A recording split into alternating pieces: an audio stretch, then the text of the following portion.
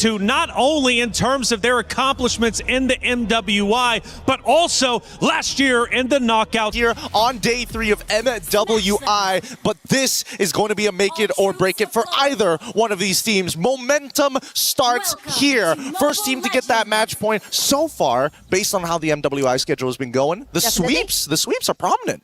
For Gen.G so far, we've seen them kind of react onto the drop, but a very credible source out there for Lafel, with Arya using the Belleric onto the XP. Something quite refreshing, although it's not really on the standard that we've seen here so far for MWI. But the thing is, they're up against a Freya onto the XP, plus a chip tempo changer here for NAVI PH. Yeah, the tempo changer and the tempo breakers are going to be really important in this game. Arya, as much as, you know, the Wrath of the Dryads is used as an initiation tool, might just be used as a replacement to deal with the shortcut from Chip.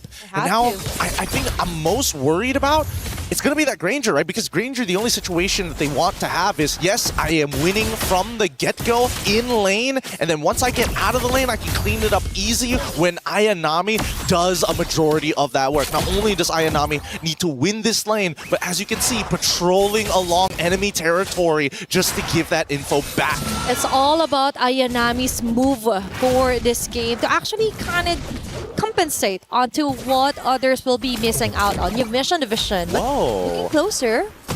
Actually, looking closer to this, the pathing coming in from Ruyi is very interesting. Starting on the bottom side small camps, taking another small camp, and then instantly going to purple buff before coming back to orange. Oh, and it will be... Ashley's fine, right? She always had her spatial migration. Also, still had that flicker as well, expecting nothing. And now look at this. They invade once more, and they see 0. All they see is one small camp, and Ling is nowhere to be found and already at level 4. And that's the thing. That is how you somehow improvise a plan if you're the Ling, right? Because it's always going to be you invaded all over again. But the thing is that the neutral objective will be safely secured here by NAVI PH. They didn't want to go for the contestation. They don't want to put anybody's lives at stake here. As long as nobody dies, it's totally fine. But the invade from Kenshi, as the small camps are the first to actually spawn. Look at the opposite side of the map. This is a set play from Gen.G so that they can set up and not let Rui get disturbed. But now Navi, they figured it out, and now they've adapted. One camp down unless Retribution is used here by Rui. Oh, that's a Retri activated here for Keishi. We're trying to run away, but as you've mentioned, it's all about navigating the jungle safely for now, right? For Gen.G. It's preventing Mirai from finding the right target, which is actually Rui. And right on cue, it's going to be shortcut activated. And as I mentioned, it's going to be forcing out the Tempest of Blades here for Rui. Tempest of Blades right there, going in. Is going to be Rain with the RWM, not Ayanami, going wild. There are not a lot of kills. Actually, 0 kills at all from that initiation. It's just a purple buff being contested. And that's bad enough, especially when you're on a Ling. Ruyi will have a little bit of downtime and doesn't necessarily have enough energy to go back and forth between lanes to search out for these finishing kills. However, not Ayanami has done a very good job of relaying the information. A great play from NAVI PH, finding the little pockets of space in enemy territory, figuring out what Gen.G were trying to do with the jungle path. Plus, it's a good idea also to kind of brute force a race, especially Ashley didn't get her ulti at time, right? When the purple buff was kind of contested. Now we see some reactions all over the map here, some visions for Mirai as well. Looking forward to more clashes now that the shortcut has been activated here. Plus, another neutral objective we're keeping our eyes out on. Now, the scary thing right now is the fact that Ashley can only do so much against that shortcut in comparison to Arya on this Belleric. So Arya somehow not only has to clear the lane a little bit faster than Ayanami, but may have to sacrifice her lane a little bit more during these neutral objective fights. Okay, it's all about getting the better trade if ever. It's now Mirai yet again with Ton onto Ashley as well. RWM, perfect timing here for Rian's first blood. Not Ayanami jumping on the line of fire here for Rui and Ashley. She's keeping it at bay. And a fresh objective take here for Keishi. Ashley left defenseless even with a spatial migration. She will go down, girl. Missed opportunity with the Wrath of the Dryads. Could have knocked up 2, and now it's going to be an ever slow bleed here. This is the traditional tank v assassin matchup. It becomes oppressive, and Gen.G knew that the early game was going to be a little rough. It is. So now they follow suit onto somehow managing some of the lanes here onto the map. But for Navi PH, they know they just have to interrupt, continuously interrupt Ruby in the process, even forcing out the Tempest of Blade just to try and survive. Rian getting the numbers rolling. Her Granger is cooking like looking quite good here. And Arya is just all over the place. She has to be at 2 places at a time right now. It's a losing situation for Arya at this stage of the game, right? Ideally, Gen.G wanted to stay as even as possible to Navi. This is not their item power spike. Sayori already is, again, getting zoned out in a majority of these fights, and now finally putting the influence onto Panda. Even the gold lane isn't safe anymore. And a waste of a Rain of Dryad. And a big info here for Rain. Although Panda 1 will be able to get the kill, a jump and a space of location. Veteran to climb onto Ashley, not Ayanami from the back with the Valkyrie descent. Ensures a double kill. Might go for the triple, but Sayori flickers just in time to escape the rat here from Navi PH. Rui being cornered out. Things are not looking good. The 3 women here targeting her, continuously hunting her down. A turret in the process taken down as well by Navi PH. Oh, and look at that. I just love the protocols that I'm seeing from Navi PH. They're like, even if we do give up that space, let's double check it again. And Mirai coming in to join this fight doesn't have the shortcut, but is enough to show presence. And now the rest of Gen.G must contest. Okay, Ashley, but a good entry point, but the damage just isn't there yet. They need to find a way to relieve some of the pressure, but without thinking so, now the last turtle for this round obviously might go onto the hands of Navi PH. Arya, though, she wants to contest it. Round of the Riot, perfect timing! And a clutch steal for Ruby. Rain with the RWM, but Gen.G manages to get out of the way. Ruby with the of blades, just one blade that she actually got off,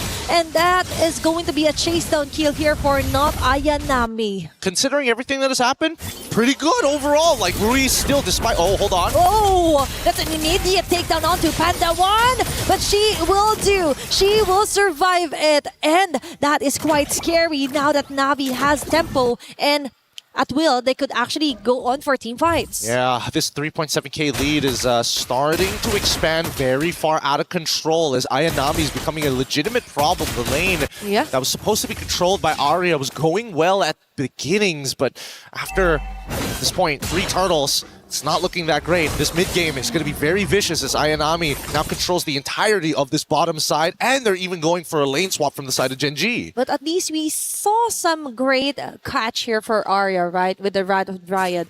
But the thing is, you mentioned the gold lead was quite onto the side of Navi PH. So with that said, they have to be really careful onto where they will be sending at Panda. And right at you, he just purchased her a golden staff together with the corrosion side. Now we kinda get some action or a little bits of damages coming in from Gen.G if ever, but still, it's a never-ending deny and somehow vision here onto the purple buff. But now Rui finally gets the purple buff, but in the process, it's not Ayanami doing their job, taking down turret after turret. Again, Navi PH, they come in, they say, you know what, let's give them a forked option. In chess terms, is putting 2 pieces under threat at the same time. And unfortunately for Gen.G, they must only pick one. They chose the purple buff, they sacrificed their T2 because of that, and Ayanami is having the time of her life. Panda on the opposite side. The last hope here for the late game for Gen.G. They're going to need a lot of time for Panda to get to where they need to be because of how much pressure and most importantly,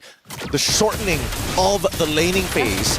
It's all about stretching out the game here for Gen.G, just enough to try and give enough time here for Panda 1. A failed attempt there for Ashley. It's like a go here for Mirai, going in with a shortcut. It's only not Ayanami being called in.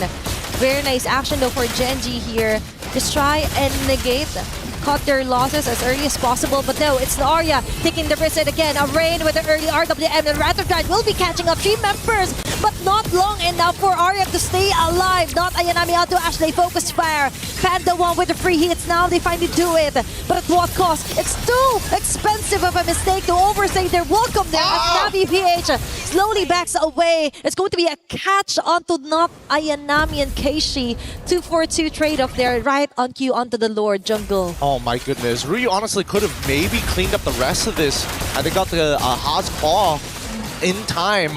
unfortunately, just didn't want to give another Sky Piercer stack over to Riance. They need to find this shutdown onto Riance somehow. If they can, that extends the game for them and it doesn't allow them to actually snowball out of control, and they can focus all of their attention back onto Ayanami, who so far has been the big chunker. Even with Arya flickering in with the Wrath of the Dryads, bringing some members to a quarter depending on lifesteal or spell vamp, some of the squishier targets, man, even Rain taking a good chunk of damage. It's all about not Ayanami and Mirai doing a hell of a job here for game number 1. And as you mentioned, this is the kind of scenario that she really wanted, right? To give her a hero that could deal a lot of damage plus sustain the hell out of Gen.G. Now, we're noticing that Panda 1 actually has some of the items that she needed. Now, it's all about positioning. And the position here on the Lord is actually more so onto the side of NAVI PH, but for Gen.G, they're not letting go of this long push onto the mid lane. Nope, they don't have to do much. They're going to try and threaten the T1, but NAVI is still trying to set up this fork. Getting a good push on the long lane is going to force Rui, the fastest rotator they have on that team, to go and respond. And that's going to be quite a sacrifice here, because Navi now knows that it will be possible to try and catch a member here for Gen.G. Nice touch onto Ashley, but not Ayanami again with a chase down. Ashley's down, KG with a follow-up. Panda 1 already taken down. Ria with those bullets hitting on the right target. 3 women down immediately for Gen.G. And that was so worth it on the side of NAVI PH and not yet finished. Sayori will fall down as well. It's only Rui left here to try and get the Lord, but no, it's too risky as Mirai will also call for backups. What a way to assert their dominance here for NAVI. I don't know if the secondary motion was necessary, but I think that at the end of the day, they're trading ults for ults, and honestly, the fact that Gen.G is losing some of these fatter ults is way better for NAVI, because they're not going to quote-unquote need the shortcut in enemy territory unless they are at all full fighting strength. And since all of them basically control the entire map, trying to go for that shortcut underneath towers at this stage by inhibitors is not going to be as worth it. I think Navi understand this. They're going to go into their siege tactics. They're going to use Rain. They're going to use the RWM to control everything. Yeah, it's all about reserving the right skill sets and combos here for NAVI PH. Looking at the items are quite looking good, and a huge chunk of it is onto the hands of Rian and not Ayanami. Yeah, and the worst part, Ayanami, with these 3 items already looking to get some anti-heal on top of that, like the sustain is looking super good. It is.